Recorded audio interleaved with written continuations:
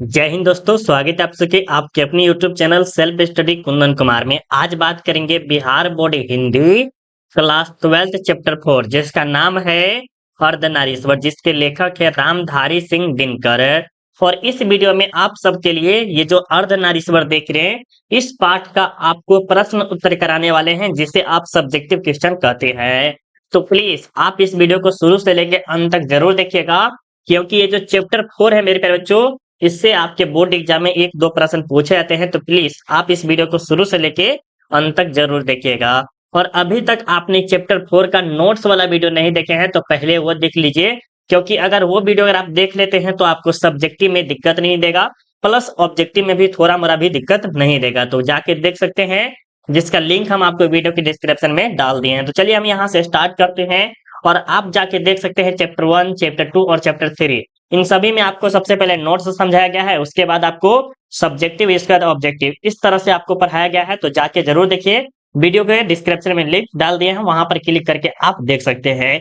तब आप board exam में 450 नंबर का टारगेट रख सकते हैं। तो चलिए हम क्लास को स्टार्ट करते हैं। और अभी तक आप टेलीग्राम नहीं ज्वाइन किए तो प्लीज टेलीग्राम जरूर ज्वाइन कर लीजिए, लिंक वीडियो के डिस्क्रिप्शन में डाल दिए हैं। अगर आप टेस्ट देना चाहते हैं और पीडीएफ लेना चाहते हैं तो गूगल पे जाइए और वहां पे सर्च कीजिए सेल्फ स्टडी कुंदन कुमार, उसके बाद ऑनलाइन टेस्ट का ऑप्शन दिख रहा होगा। ऑनलाइन टेस्ट पे क्लिक करके आप सारा सब्जेक्ट का ऑनलाइन टेस्ट फ्री में दे सकते हैं। अगर आप पेड ग्रुप ज्वाइन करना चाहते हैं तो आप इस नंबर पे या इस नंबर पे कॉल करके ज्वाइन कर सकते हैं, जिसका फीस अभी मात्र आपको कुछ ही रुपया है, 200 रुपया कह सकते हैं, इतना रुपया है, ठीक है, जो कि 9 के बराबर आपसे लिया जा रहा है।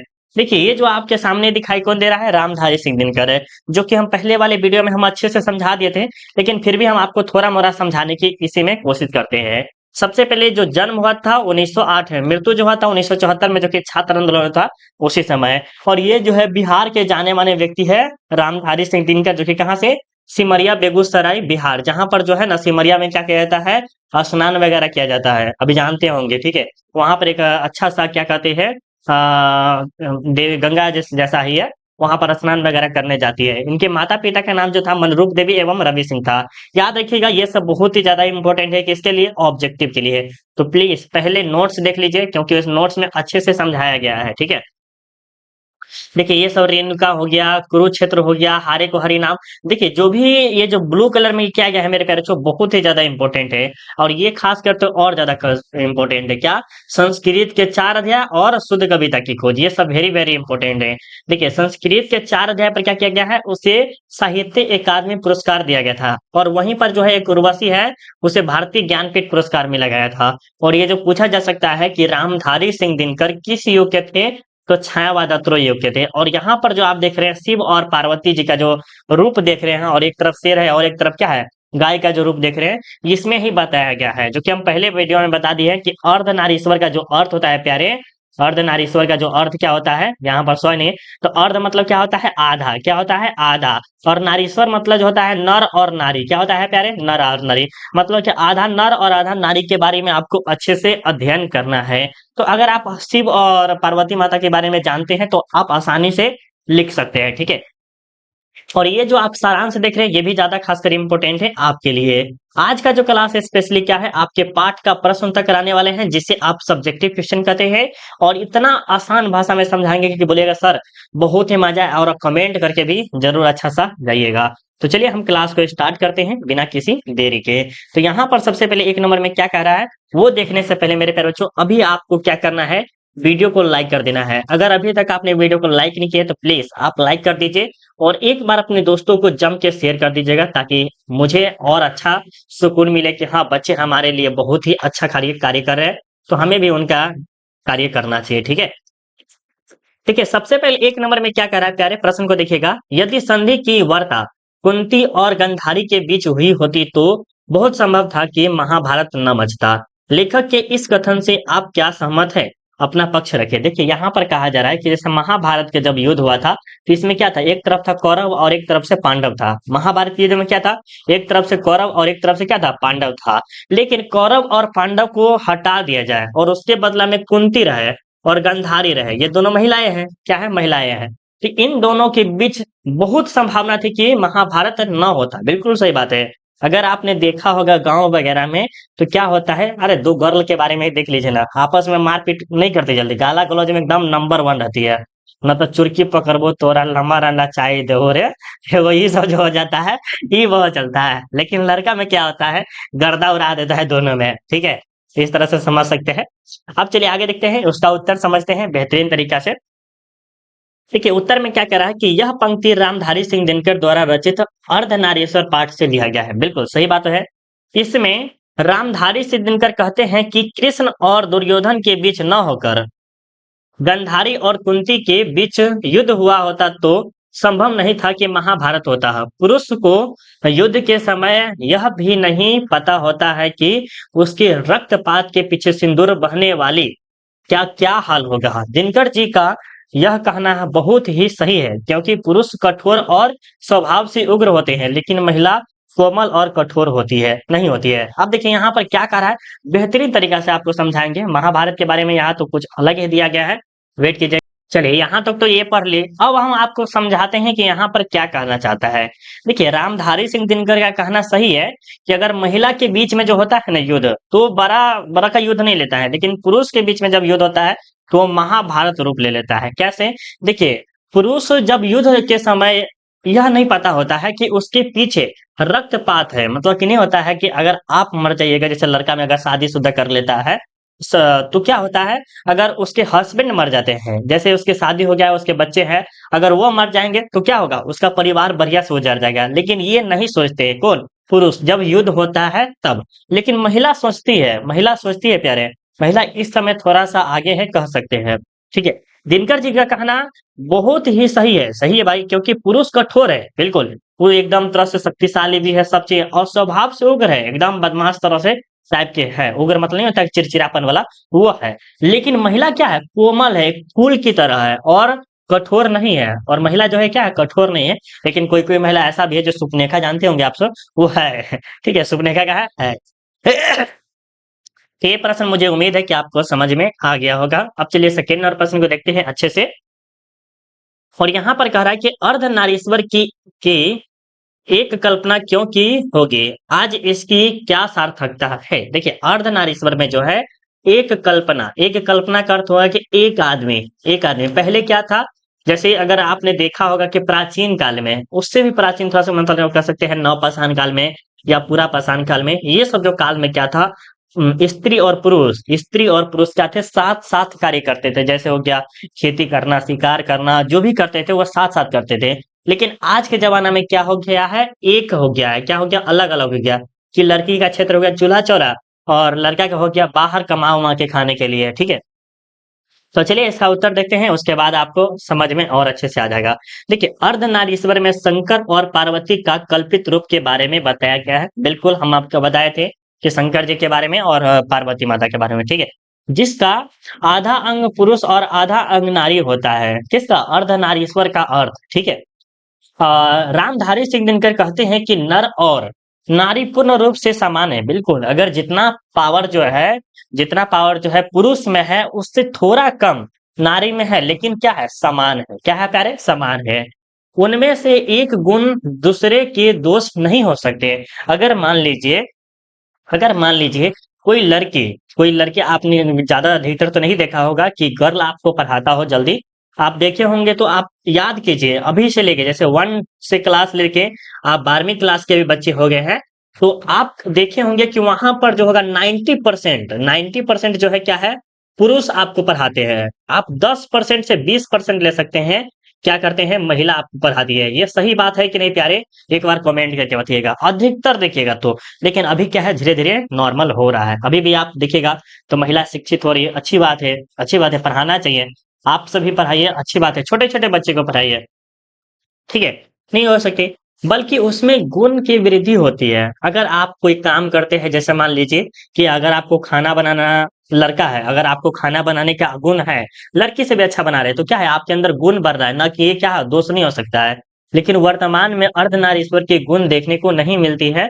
वर्तमान में स्त्री एवं पुरुष में दूरियां बढ़ती जा रही है, स्त्री और पुरुष के बीच विभाजन हो गया है। नहीं बोले हैं कि घर का जो काम है वो कौन करेगी, स्त्री करेगी, और बाहर जैसे पैसा कमाना, दिल्ली जाना, वो सब किसका हो गया, पुरुष का कार्य हो गया। लेकिन पहले पहले क्या था, स्त्री और पुरुष क्या करते थे, दोनों साथ साथ खेती करते थे, कमाते थे, सब चीज करते थे, शिकार वगैरह करते थे। और आज के भी जमाना में देखिएगा मेरे प्यारे बच्चों, मुंबई हो गया, दिल्ली ऐसे जगह जो है, यहाँ पर पटना हो गया, वहां पर जो जगह पर क्या करते हैं, पति पत्नी साथ में कमाते हैं और अपना घर को डेवलप करते हैं और अपने बच्चे को और ज्यादा शिक्षित करके पढ़ाते हैं। ये सही बात है प्यारे, और अच्छा चैप्टर ये चैप्टर, हम तो कहते हैं कि रामधारी सिंह दिनकर जो लिखे हैं, अरे भाई प्राउड है इसे, बिहारी होने का एक तो बहुत ही जबरदस्त लिख के गए हैं। अगर बिहारी होने का सबसे बड़ा प्रूफ जो है, रामधारी सिंह दिनकर देखे गए हैं, जो कि बहुत ही जबरदस्त देखे गए हैं। ठीक है, क्या आपको ये चैप्टर समझ में आ रहा है प्यारे? अगर आपको समझ में आ रहा है तो प्लीज एक बार कमेंट करके बताइएगा कि यस सर मुझे कमेंट, हाँ, कि हमें समझ में आ रहा है। अगर आपको समझ में आ रहा है तो प्लीज कमेंट करके बताइएगा, और लाइक तो कर ही दिए होंगे, मुझे पूरा विश्वास है।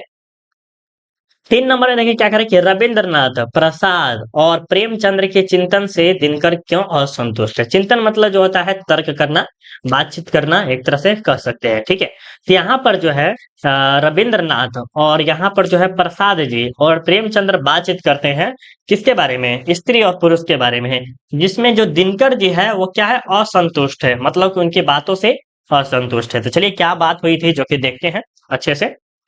चलिए यहाँ पर देखते हैं क्या क्या बोले हैं। सबसे पहले उत्तर में देखते हैं, रविंद्रनाथ जयशंकर प्रसाद एवं प्रेमचंद्र के चिंतन नारियों के प्रति भिन्न भिन्न रहे हैं, लेकिन अर्धनारीश्वर का कोई रूप नहीं है। ठीक है, यहाँ पर जो है प्रेमचंद्र हो गया, रविंद्रनाथ हो गया, जयशंकर प्रसाद हो गया, इन सब का जो बात करने का तरीका है या बोलने का तरीका है वो नारी के ऊपर वो क्या था, भिन्न भिन्न, मतलब अलग अलग था, सबका अलग अलग कहना था। तो सबसे पहले हम देखेंगे प्रेमचंद्र के अनुसार, पुरुष जब नारी के गुण लेता है तो वह देवता बन जाता है, लेकिन जब नारी जब नर का गुण सीखती है तो वह राक्षसी बन जाती है। जबरदस्त शब्द बोला गया है प्रेमचंद्र के द्वारा। अब हम आपको समझाते हैं क्या इसमें अर्थ है और क्या कहना चाहती है, यह समझाते हैं। देखिए, आपने देखा होगा श्री कृष्ण भगवान को या विष्णु भगवान को देखे होंगे, विष्णु भगवान को, हाँ, थोड़ा मोड़ा हमको भी याद है। विष्णु भगवान जब पुरुष है तो क्या करते हैं, नारी के गुण लेते हैं। देखते हैं भस्मासुर को, वो गुण लेते हैं और उसको गुण ले लेता है, तो उसको क्या करता है, वो अपने हाथ पे धरवा के उसे मारवा देता है बढ़िया से, मतलब कि जाति कर देता है, भस्म करवा देता है। उसका नाम ही था भस्मासुर, जिसको छू देता था वो भस्म हो जाता था। तो इसके जो है ना, विष्णु भगवान स्त्री के रूप धारण करके क्या किया था, उसको भस्मासुर कर दिया था, बहुत जबरदस्त। तो वह देवता बन गया, बिल्कुल सही बात है। लेकिन जब नारी जब सॉरी लेकिन नारी जब नर का गुण सीखती है तो वह राक्षसी बन जाती है। मतलब जैसे पार्वती जी देखे होंगे, तो जब वह नारी नर का गुण लेते हैं, सॉरी नारी का क्या ले सकते हैं, जब वो एक तरह से कह सकते हैं जब उसको विनाश करने गया था किसी को, तो वो क्या करते हैं, शंकर जी इस पे आए हुए थे तो काली जी का रूप धरे थे। इस पे हम कुछ ज्यादा नहीं बता पाएंगे, लेकिन इस पे जो भी बताए हैं, पुरुष जब नारी का गुण लेता है तो वो देवता बन जाता है, इतना तो समझ में आ गया होगा। और ये किसके द्वारा है, प्रेमचंद्र के अनुसार बोला गया है। याद रखिएगा, कभी कभी आपके बोर्ड एग्जाम में डायरेक्ट पूछ लेता है कि पुरुष जब नारी का गुण लेता है तो वह देवता बन जाता है, लेकिन जब नारी नर का गुण सीखता है तो क्या बन जाता है, तो राक्षसी बन जाता है। कमेंट करके जरूर बताइएगा। रविंद्रनाथ के अनुसार, इसके अनुसार सारी मोहक और आकर्षक होने में ही ठीक है, वह पृथ्वी की शोभा केवल आलोचक, केवल प्रेम की प्रतिमा बनने में ही है। वे शिक्षा दीक्षा लेकर क्या करेगी। देखिए, अब यहाँ कहना है कि रविंद्रनाथ का कहना है कि जो स्त्री है वो शिक्षा दीक्षा लेके क्या करेगी, ऐसा ही था। उसको क्या है, वह पृथ्वी की शोभा है, वह आकर्षक है, वो मोहक है। कोमल को देखे होंगे, आपने गुलाब का फूल देखा हो कितना सुगंधित होता है, उस तरह से इसे रविंद्रनाथ समझते हैं। वो शिक्षा दीक्षा लेकर क्या करेंगे, ये हम नहीं बोल रहे हैं प्यारे, ऐसा नहीं कि ये सर बोल रहे हैं ठीक है, ये किताब में बोला जा रहा है। आप देखिए, लेकिन लेकिन जो है राष्ट्र कवि दिनकर के अनुसार, इनके अनुसार नर और नारी एक ही द्रव्य की ढली दो प्रतिमाएं हैं, वे एक दूसरे के पूरक है। जैसे प्रारंभिक काल में दोनों बहुत कुछ आसान थे, आज भी वैसा होना चाहिए। सही बात है, रविंद्रनाथ जो है ना, उसके अनुसार थोड़ा सा शब्द गलत बोला गया है मेरे ख्याल से, और थोड़ा सा जो है ना प्रेमचंद्र के अनुसार भी थोड़ा सा सही शब्द बोला गया है, लेकिन रविंद्रनाथ के अनुसार जो है पूरा का पूरा टोटली गलत है। ठीक है, और सबसे ज्यादा जो है बिहार के जो है हमारे दिनकर जी, उनका जो सबसे हाई लेवल का बात बोला गया है कि लड़का और लड़की कह सकते हैं, नर और नारी, ये दोनों एक ही समान है। एक सिक्का देखे होंगे तो एक तरफ भारत रहता है, एक तरफ पैसा रहता है, तो एक तरफ लड़का एक तरफ लड़की, वो क्या है, उसमें कोई भेदभाव नहीं है, वो दोनों के दोनों क्या है, समान है। और वैसा आज भी होना चाहिए, ठीक है। तो ये प्रश्न मुझे उम्मीद है कि आपको ये समझ में आ गया होगा। आप सोचिएगा सर ये सब के सब याद करना होगा, भाई 2 मिनट में तो याद हो जाएगा, कोई बड़ी बात है कि अगर आप ऐसे पढ़ रहे हैं, हम आपको समझाते हुए पढ़ा रहे हैं, तो जरूर आपको जल्दी याद हो जाएगा। 5 नंबर देखिए क्या कह रहा है कि बुद्ध ने आनंद से क्या कहा। हे प्रभु, बुद्ध ने आनंद से क्या कहा था, कहा महात्मा बुद्ध कहे थे, घर बार राजपाट पत्नी पुत्र को छोड़कर मुक्ति प्राप्ति हेतु वह संन्यास चले गए थे। उन्होंने गृहस्थ जीवन मुक्ति मार्ग में बाधक होता है। उन्होंने नारियों को भी भिक्षुणी बनाने की अनुमति दे दी। एक दिन बुद्ध ने थोड़ा पश्चाताप के साथ आयुष्मान आनंद से कहा कि आनंद, मैंने जो धर्म चलाया वह 5 सहस्त्र वर्ष तक चलने वाला था, किंतु अब वह केवल 500 वर्ष ही चलेगा, क्योंकि नारियों को मैंने भिक्षुणी होने का अधिकार दे दिया है।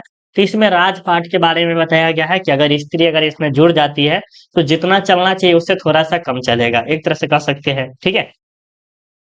तो यह ज्यादा खासकर खैर ज्यादा इम्पोर्टेंट नहीं है। इम्पोर्टेंट आपका जो है प्यारे दिखाते हैं आपको क्या क्या इम्पोर्टेंट है। हाँ, ये वाला आप देखिएगा, अच्छे से आपके सामने आ गया है, थोड़ा सा रुक जाइएगा, क्या हो गया। चलिए अब यहाँ पर देखते हैं, ये प्रश्न को समझिएगा अच्छे से। यहाँ पर जो कह रहा है 6 नंबर में कि स्त्री को अहरीन, नागिन और जादूगरनी कहने के पीछे क्या मानसा होती है, क्या ऐसा कहना उचित है। देखिए अहरीन, नागिन और जादूगरनी नहीं होता है कि रे भाई हमर ये लड़की रहो ना, हमर मोह मोह लेल को, मोहिनी जैसा मोह लेल का। जादूगरनी कहा गया किसको, ये लड़की को। नागिन कहा गया है छत्तर काटने वाली है, बाप रे बाप बड़ी मिसाइल काटेगा, नागिन की तरह कहा गया है, ठीक है। ये सब सारा चीज किसको कहा गया है, तो स्त्री को कहा गया है। और गजब में होता ही है, सही में लग रहा है हमको, ठीक है। उत्तर में देखिए क्या कह रहा है कि नारी के बारे में अंग्रेज लेखक बर्टन शो ने नारी को अहिरीन और नर को अहेर माना है। कुछ कवि तो नारी को नागिन या जादूगरनी समझती है, लेकिन यह उचित अनुचित है, यह झूठ है।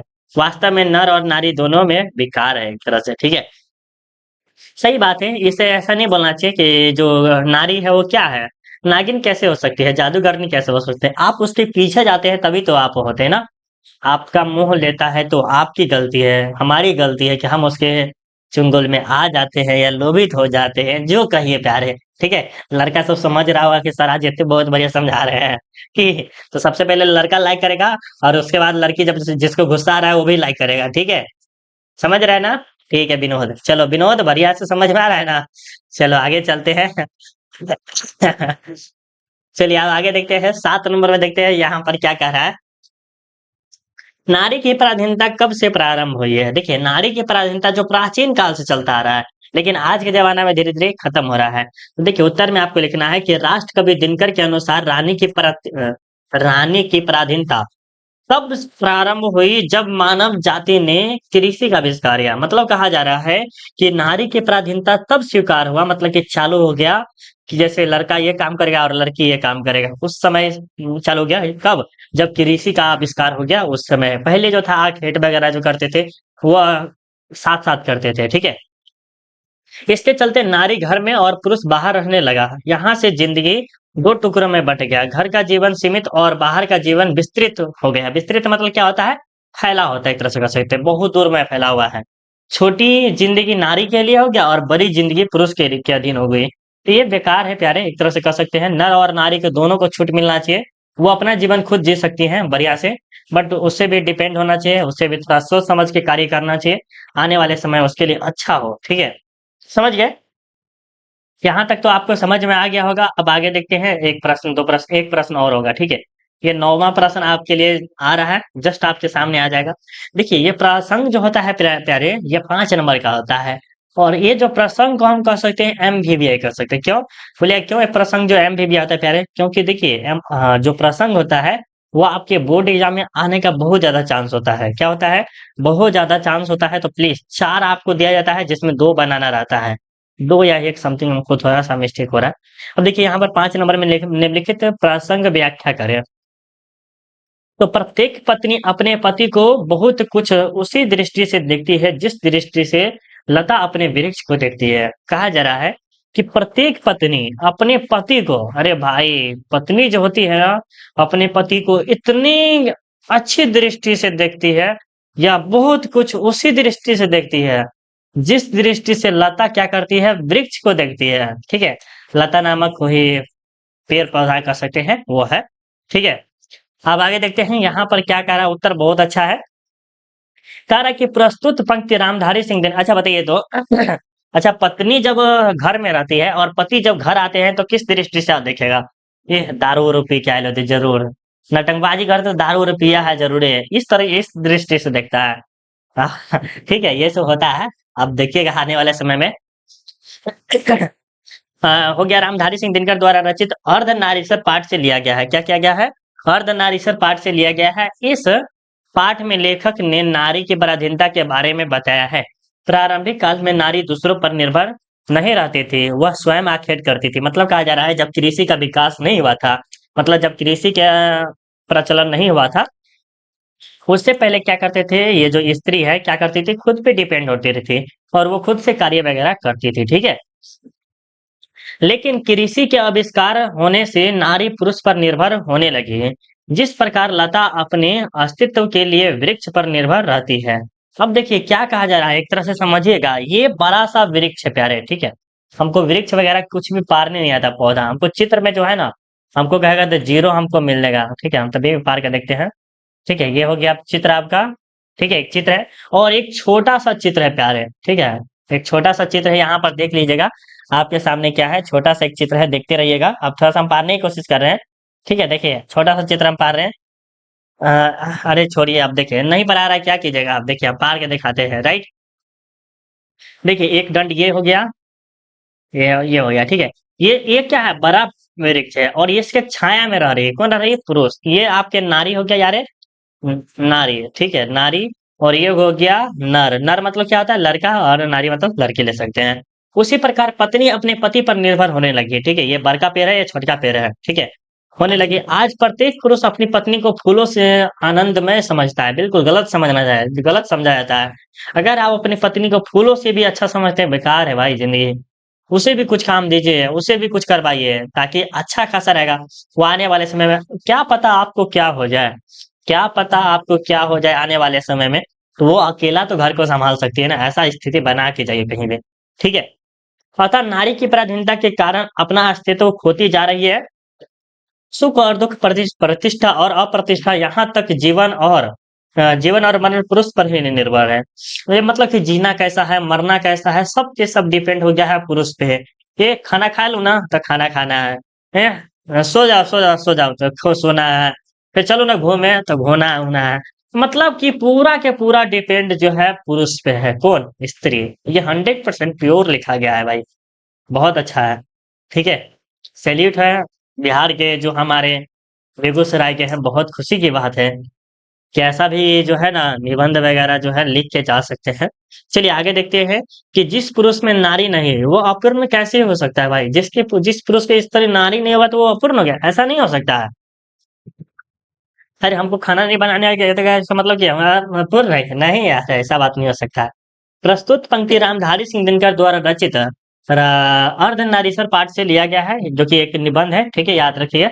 लेखक इस पाठ के माध्यम से कहना चाहते हैं कि पुरुष में नारीत्व नहीं है तो वह अपूर्ण है, अतः प्रत्येक नर को एक हद तक नारी बनना आवश्यक है। बिल्कुल सही बात है।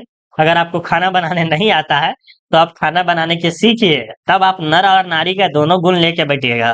ठीक है, अगर नहीं बनाने आता है तो सीखिए। हमारे तरह खिचड़ी बनाने की कोशिश मत कीजिएगा कभी। ठीक है, चलिए।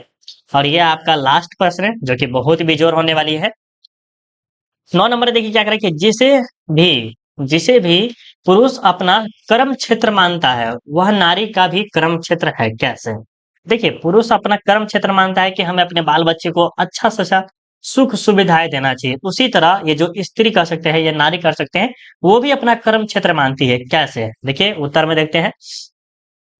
कहा कि रामधारी सिंह दिनकर ने अपने निबंध अर्धनारीश्वर में नर और नारी के गुण पर प्रकाश डाला है। नर में नारी का गुण होना चाहिए और नारी में पुरुष का गुण होना चाहिए। यह रामधारी सिंह दिनकर का कथन है। बिल्कुल सही बात है, सही बात है, आज के जमाना है। यह कथन सत्य है कि जिसे भी पुरुष अपना कर्म क्षेत्र मानता है वह नारी का भी कर्म क्षेत्र है। बिल्कुल, जो वो अपना बच्चा को पढ़ाना चाहता है वो भी अपना बच्चा को पढ़ाना चाहते हैं। नारियां ने दुनिया में ऐसा कर दिखाया है कि आज नारी सेना, विज्ञान, सिविल सेना, खेल सभी क्षेत्रों में पुरुषों के कंधे से कंधा मिलाकर चल रही है। बिल्कुल, आज के देखिएगा अभी नारी की बात किया जाए तो अभी बहुत जगह जो आईएएस वगैरह बन रहे हैं, बहुत चीज बन रही है। भले ही एसडीएम बन के कुछ कर दी अलग बात है, आप सबको पता ही है ज्योति मौर्य के बारे में, एसडीएम बन के, जो कि अलग बात है। लेकिन ऐसा नहीं होता है, हर कोई ऐसा नहीं होता है प्यारे, ठीक है। हर कोई ऐसा नहीं होता है। हर फूल खिलने वाला सुगंधित हो सकता है, ऐसा हो ही नहीं सकता है। हर फूल खिलने वाला सुगंधित हो जाए तो बेकार हो जाएगा जी, मतलब फूल की कोई वैल्यू ही नहीं रहेगी तब तो, ठीक है। इसीलिए गुलाब को राजा कहा जाता है, एक तरह से रानी कहा जाता है अपने क्षेत्र में, ठीक है। अपना तरफ से देखे तो। अब चलिए आगे देखेते हैं, यहाँ पर ये प्रश्न का उत्तर आप खुद दे दीजिएगा। ये सारांश के ऊपर है, क्या है प्यारे, सारांश। सारांश के ऊपर है तो उसका उत्तर आप दे दीजिएगा। लाइक नहीं किया तो प्लीज लाइक तो आज का करना जरूरी है। कमेंट शेयर तो आज 100% कीजिएगा, आपके सर के अनुसार बोला जा रहा है तो जरूर कीजिएगा। चैनल सब्सक्राइब कर सकते हैं प्लीज। अगर आप टेस्ट देना चाहते हैं बच्चे तो टेस्ट आपको हम फ्री अवेलेबल करा दिए हैं। अभी आपको गूगल पे जाके सर्च करना है सेल्फ स्टडी, जो आपके यूट्यूब चैनल का नाम है, उसके बाद आपको फर्स्ट लिंक दिखाई दे रहा होगा। यहाँ पर देखिएगा सेकेंड लिंक में क्या है, ऑनलाइन टेस्ट। ऑनलाइन टेस्ट पे क्लिक करके आप देखिए क्लास 12 ज्योग्राफी का अध्याय 3 ऑनलाइन टेस्ट जनसंख्या संगठन, जो कि आज ही टेस्ट आपको एक्टिव किए हैं। देखिए अभी तक कितने बच्चों टेस्ट दे दिए हैं, देखिए अभी तक 7 बच्चों ने टेस्ट दिया है। आप भी जाके देखिए, जैसे मान लीजिए हिस्ट्री हो गया, ये हिस्ट्री हो गया, देख पा रहे हैं आप स्क्रीन पे देखिएगा। आपके ज्योग्राफी हो गया, आपके हिस्ट्री हो गया, बंधुत्व जाति हो गया, ये आपके हिंदी जो है बिहार बोर्ड हिंदी कक्षा क्लास 12वीं, जो कि उसने कहा था चैप्टर 2 का नाम है ऑनलाइन टेस्ट, इस पे क्लिक कीजिएगा। और उसके बाद देखिए 300 बच्चों ने क्या क्या है टेस्ट दिया है। उसके बाद स्टार्ट पे क्लिक करेंगे, उसके बाद अपना नाम डालेंगे, फलना चाहे जो भी नाम रहेगा। उसके बाद नेक्स्ट डालेंगे। देखिए सिख राइफल के जमादार लल्लाना सिंह का नंबर कौन था, तो 77वां नंबर था। देखिए सही के बता दिए। गलत रहेगा, देखिए आगे चले गलत रहेगा, जैसे मान लीजिए हम कोई भी लगा देते हैं लखनऊ वाला, देखिए गलत हो गया ना, देखिए गलत हो गया, बता रहा है कि मुझे सर सही होगा।